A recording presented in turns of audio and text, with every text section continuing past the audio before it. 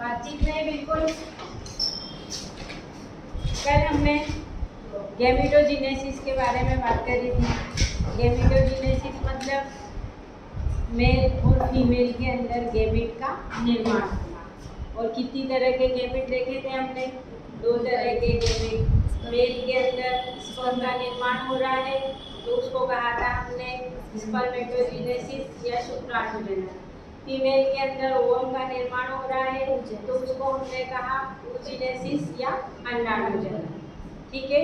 और हमने देखा था कि स्पर्मेटोजेनेसिस की प्रोसेस में क्या होता है, 4 स्पर्म का निर्माण होता है स्पर्मेटिड से, जबकि oogenesis में क्या होता है, एक ही ओवम का निर्माण होता है और साथ में 3 पोलर बॉडी बनती है जो ओवम को क्या करती है, पोषण देती है।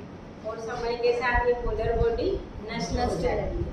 अब जो महत्वपूर्ण प्रश्न है ये दोनों भी, यदि परीक्षा में स्पर्मेटोजेनेसिस और oogenesis नहीं पूछे गए तो आपको ये दोनों पूछे जाते हैं। साथ में तो क्या नहीं, अलग अलग ही पूछे जाएंगे।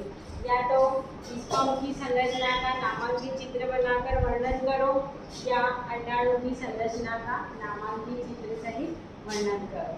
ठीक है, दोनों ही बहुत इम्पोर्टेंट है। अब देखिए, अब दिखाई दे रहा है आपको स्पर्म की संरचना। अब हमने इस तरीके का देखे ही है, जनरली ऐसा बनाया था हमने। स्पर्म लंबी पतली चल रचना होती है, दिख ही रही है आपको। और यहाँ देखो आप, ये जो फीमेल गैमेट है ये आकार में बड़ा होता है और मेल गैमेट हमेशा आकार में छोटा होता है। प्लांट हो, एनिमल हो या हम हो, ह्यूमन बीइंग, सभी में मेगास्पोर कहा जाता है किसको, फीमेल गैमेट को, और माइक्रोस्पोर इसे कहा जाता है। क्योंकि हम अब यहाँ ह्यूमन बीइंग की बात कर रहे हैं इसलिए माइक्रो और मेगा टर्म यूज ना करके हम गैमेट का नाम ही है विशेष स्पर्म और ओवम। अब देखिए, एक स्पर्म के अंदर हमने यहाँ देखा था, ये वाला भाग क्या था, हेड, ये वाला भाग नेक, ये वाला भाग नेक और ये वाला भाग टेल। ये आपको मालूम है, ये 3 भागों में विभाजित होता है। ठीक, अब वो 3 भाग यहाँ देखिए आप डिटेल में हमने कर रखा है। ये ऊपर का ये जो भाग है ये कहलाता है हेड या सिर। ये मध्य का भाग क्या कहलाता है, नेक या धड़। और ये नीचे का आप इसको और लंबा पतला भी बना सकते हैं यहाँ की तरफ। ठीक, ये वाला भाग होता है टेल। अब हमने कल एक एक्रोसोम टर्म समझी थी। ये एक्रोसोम का काम क्या होता है, तो देखो यहाँ पर ये ऊपर की तरफ का जो भाग है स्पर्म का, सबसे ऊपर हेड के यहाँ का भाग ये कहलाता है एक्रोसोम। और इस एक्रोसोम का वर्क क्या होता है, ओवम की भित्ति को भेदना, इस वाली भित्ति को। ठीक, अब नीचे की तरफ आप देखो क्या दिखाई दे रहा है आपको, हेड वाले भाग में केंद्रक, और ये कैसा होता है, हेप्लाइड। क्यों होता है हेप्लाइड? हेप्लाइड और डिप्लाइड मतलब सभी मनुष्यों में गुणसूत्र कितने होते हैं, 46 टोटल नंबर ऑफ क्रोमोसोम। और पूरी बॉडी में समसूत्री विभाजन होता है सिर्फ रिप्रोडक्टिव ऑर्गन को छोड़कर। और रिप्रोडक्टिव ऑर्गन में क्या होता है, मियोसिस, अर्धसूत्री विभाजन होता है। इसके कारण गुणसूत्रों की संख्या पैतृक कोशिका की क्या होती है, आधी रह जाती है। तो जेनाइटल ऑर्गन के अंदर अर्धसूत्री विभाजन होता है, इसीलिए गुणसूत्र की संख्या क्या है, हेप्लाइड है। इसलिए केंद्रक भी क्या है यहाँ पर, हेप्लाइड है। ठीक, फिर नीचे की तरफ आते हैं हम, एक होता है यहाँ पर हेड के ठीक पास में, इसको कहा जाता है समीपस्थ सेंट्रियोल। और इसी के ठीक नीचे की तरफ पाया जाता है दूरस्थ सेंट्रियोल। अब इस दूरस्थ सेंट्रियोल का क्या वर्क होता है, ये लिखा है कि यह फ्लेजेलम के आधारी भाग के समान कार्य करता है। मतलब ये जो टेल दिख रही है इसी की सहायता से हिल रहा है। मूव, जो शुक्राणु चल होते हैं, मूविंग होते हैं, तो उसके कहीं ना कहीं जुड़े रहेंगे। लास्ट में कोई भी पॉइंट उत्पन्न हो रहा है तो कहीं ना कहीं ये एक छोर या सिरा तो होगा जहाँ वो जुड़ा हुआ होगा। ये लिखा हमने कि इस फ्लेजेलम के आधारित मध्य समान कोण कार्य करता है दूरस्थ सेंट्रियोल। अब इसके बाद ये दूरस्थ सेंट्रियोल के नीचे की तरफ एक फिलामेंट दिख रहा है आपको लंबा, इसको कहा गया है क्या? अक्षीय तंतु। और इस अक्षीय तंतु के चारों तरफ आप देखो हमने छोटी छोटी रिंग बनाई है, ठीक। ये छोटी छोटी रिंग क्या कहलाती है? Mitochondrial ring. और आपको मालूम ही है माइटोकॉन्ड्रिया का काम ही क्या है? ऊर्जा देना। अब यहाँ पर ये मोटाइल है, जल है, तो ये बहुत तेजी से कंटिन्यू मूव करते रहते हैं। तो कोई मूव कर रहा है मतलब उसको ऊर्जा चाहिए, तो ऊर्जा इनको कहाँ से मिलती है? माइटोकॉन्ड्रियल रिंग, ठीक है। अब देखो यहाँ पर एक तरफ लिखी मैंने इधर स्पर्म लाइसिन। अब ये स्पर्म लाइसिन क्या काम करता है? जब फर्टिलाइजेशन की प्रोसेस होती है तो फर्टिलाइजेशन की प्रोसेस में देखो यहाँ पर फीमेल गैमेट का ये केंद्रक तो यहाँ पर है, इस केंद्रक और इस केंद्रक का फ्यूजन होना चाहिए। तो एक्रोसोम यहाँ इस भित्ति को गलाने का काम करता है। हाँ, भित्ति को गलाने का, ताकि क्या होता है ये वाला जो केंद्रक है न्यूक्लियस है, ये इस न्यूक्लियस के संपर्क में आ सके।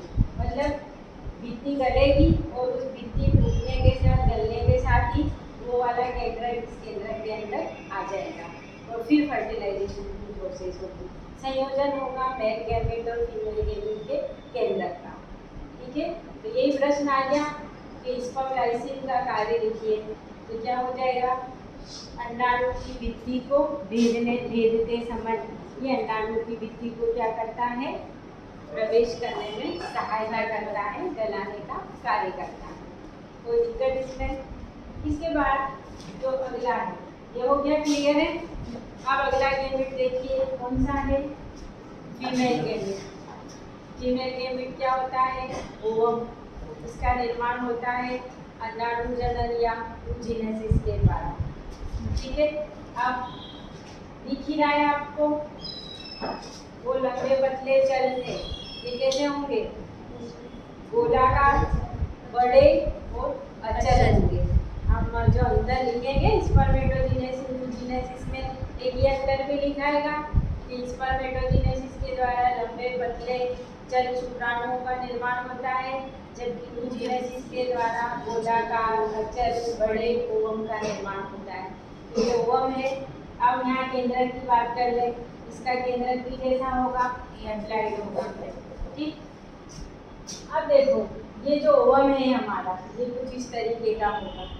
एक सबसे बाहर की भित्ति दिख रही है, एक इसके अंदर की भित्ति दिख रही है, यानी इस ओवम के चारों ओर दो भित्तियाँ पाई जाती हैं। और देखो इन दोनों भित्तियों के विशेष नाम है यहाँ पर। ये अंदर की भित्ति ये क्या कहलाएगी? Zona pellucida. और इसके बाहर की तरफ रेडिएशन लाइन यानी अनियमित आकार की जो भित्ति पाई जाती है वो कोरोना रेडिएटा। अब इनकी विशेषता लिखी है मैंने। ज़ोना पेल्यूसिडा कैसी होती है? इस तरह की और पारदर्शक होती है। और इसके चारों तरफ जो अनियमित आकार की झिल्ली है जिसे हम कोरोना रेडिएटा कह रहे हैं, ये क्या होता है? निषेचन के समय तक यानी जब ओवम मैच्योर हो जाता है तो ये भित्ति क्या होती है? विलुप्त हो जाती है। यानी ये जो एक्रोसोम है, ये जो शुक्राणु है, ये कहाँ आता है? इसी पे अटैक करता है, क्योंकि बाहर की भित्ति तो फर्टिलाइजेशन के समय तक ओवम मैच्योर हो चुका होता है, परिपक्व हो चुका होता है, तो ये नहीं रहती है, सिर्फ एक ही भित्ति बचती है परिपक्व ओवम के चारों तरफ, ठीक है। अब मध्य में क्या पाया जाता है? साइटोप्लाज्म। तो ये आप बहुत सरल है दोनों डायग्राम और आपको याद रखना चाहिए, कोई दिक्कत इसमें? अब यहाँ पर दो सामान्य प्रश्न बताना चाह रही हूँ। अब टेस्टिस बॉडी से बाहर क्यों पाए जाते हैं?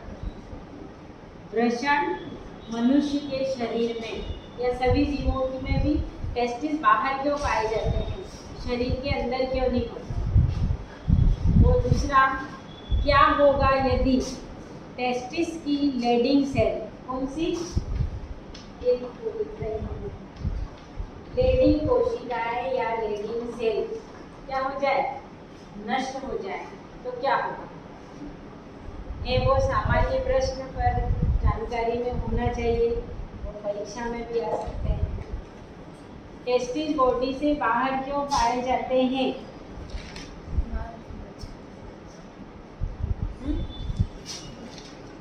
टेस्टिस में काय का निर्माण हो रहा है, स्पर्म का निर्माण हो रहा है। अब हमारे बॉडी का टेम्परेचर क्या है, सामान्य टेम्परेचर से 2 से 3 डिग्री सेल्सियस कम तापमान पर ही स्पर्म का निर्माण हो सकता है और वो जीवित रह सकते हैं।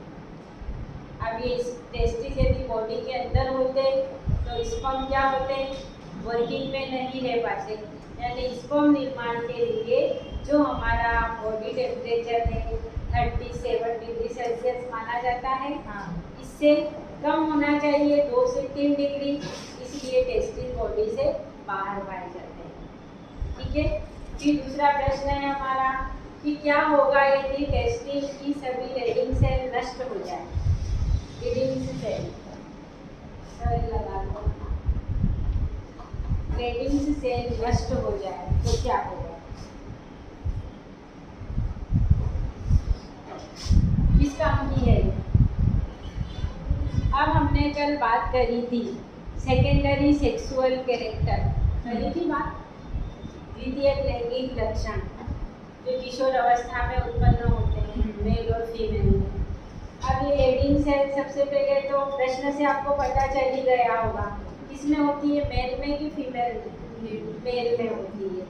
अब ये मेल में लेडिंग सेल नष्ट हो जाए, क्षतिग्रस्त हो जाए तो क्या होगा, इनके द्वारा मेल सेक्स हार्मोन टेस्टोस्टेरोन का स्रावन होता है, टेस्टोस्टेरोन। अब सोचो सेल ही नष्ट हो जाएगी तो टेस्टोस्टेरोन बनेगा क्या, बनेगा ही नहीं, और टेस्टोस्टेरोन नहीं बना तो मेल का जो सेक्सुअल डेवलपमेंट होना चाहिए वो होगा ही नहीं। टेस्टिस कैसे होंगे, अविकसित होंगे, गैमेट जो बन रहे हैं वहाँ पर स्पर्म, उनकी काउंटिंग, उनकी जो संख्या है वो कम होगी, या पर्याप्त संख्या में बन भी गए तो वो कैसे होंगे, अक्रियाशील होंगे, यानी कुछ न कुछ क्या होगी, अनियमितताएं होंगी, और जो प्रॉपर डेवलपमेंट होता है एक लड़के का किशोर अवस्था में वैसा प्रॉपर डेवलपमेंट नहीं हो पाएगा।